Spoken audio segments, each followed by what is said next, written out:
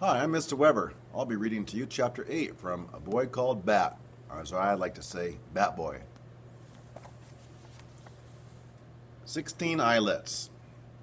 Sometimes Bat wished that Jeannie went to his school, because it would be kind of neat to see her in the hallways and at lunchtime. But most of the time, he was glad that his school was something he didn't have to share with her. Jeannie attended the Robert E. Willett Elementary School, but this was her last year. Next fall, she would be going to junior high school. Bat went to a private school. It had smaller classes than the public school, and his parents thought it was a better fit for him, which was fine with Bat. Mr. Grayson was a good teacher who never yelled, and who usually let Bat wear his earmuffs if things got too loud. Also, his school, the Saw-Whet School, was named after a type of owl. The main hallway on the Saw-Whet School was a busy place until 8:35 a.m., when class officially started. Until then, it was full of parents walking the younger kids, those in kindergarten and first grade, to their classrooms, and older kids walking themselves, all while the principal, Mrs. Martinez, stood outside of the administration office, smiling and being friendly. "Bat!" called Mrs. Martinez, waving and smiling. Bat didn't feel like talking to Mrs. Martinez, so he pretended he didn't see her and slid to the far side of the hallway as he passed. That way she couldn't reach out and rumple his hair. Bat hated it when people rumpled his hair, and Mrs. Martinez loved to rumple hair.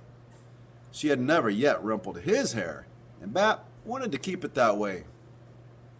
Bat liked the main office better when all the other kids were in their classrooms. Right now, Luca and Israel, two kids in Bat's same class, were struggling out of their rain boots on the big rubber mat.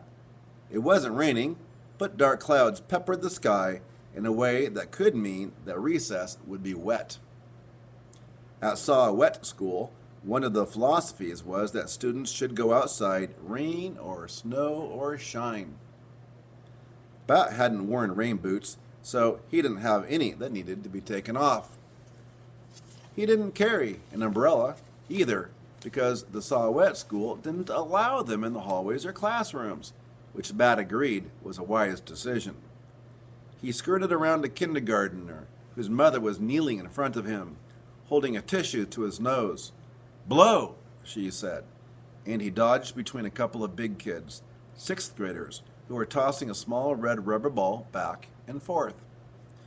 "Balls are supposed to be kept outside," Bat told the slightly smaller of the two big kids, a boy he recognized by the red glasses he wore. "Not this ball," said the boy. "This is a special ball." And then he threw the ball over Bat's head to the other kid, a very tall girl, who caught it expertly with one hand and laughed.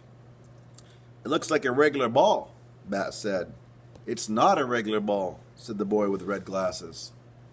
Bat had a weird feeling in his stomach, like the boy was tricking him. He didn't know what to say.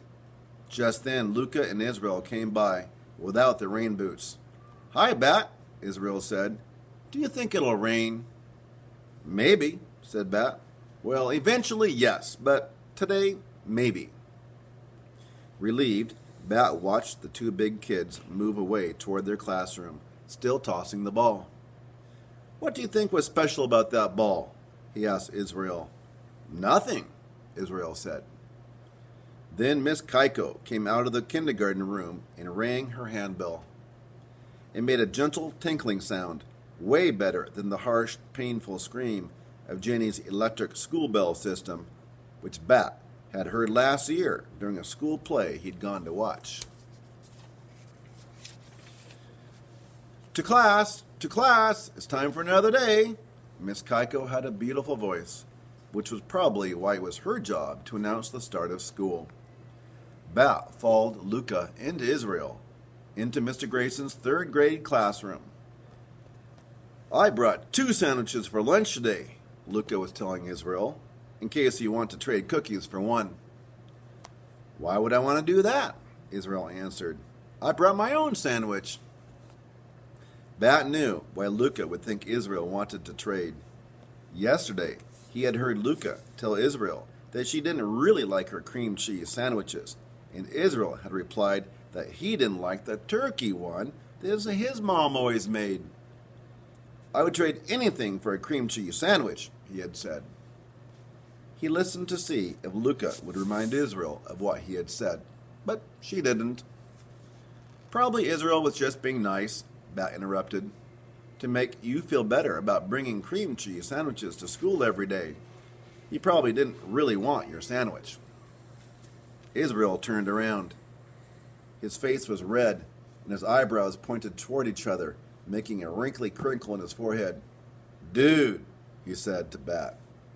Bat waited for Israel to say more, but he didn't. That one word, dude. Then Luca started crying, and she shoved past Bat to go back into the hallway. He watched her run into the girls' bathroom. Mr. Grayson came over. He was wearing his bright orange tennis shoes today. Bat liked it when he wore those shoes. It was like he was wearing suns on his feet. What's the problem, friends? He asked. Bat embarrassed Luca, Israel said, really loudly, making Bat wish he had his earmuffs. They were in his backpack, on his back. I'm sure you didn't mean to embarrass her, did you, Bat? Asked Mr. Grayson. There were 16 eyelets on each of his shoes, Bat counted. 8 on his left, 8 on the right. That made 32 eyelets. Bat, can you look up at my face? Mr. Grayson asked. Bat shook his head. 32 eyelets. His own shoes had half as many. 16 eyelets, 4 on each side of the shoe. Mr. Grayson sighed. Okay, Bat, go sit at your table. Bat wondered if anyone in the class had more eyelets in their shoes than Mr. Grayson. He kept his eyes on his shoes as he walked through the classroom. Nope, nobody did.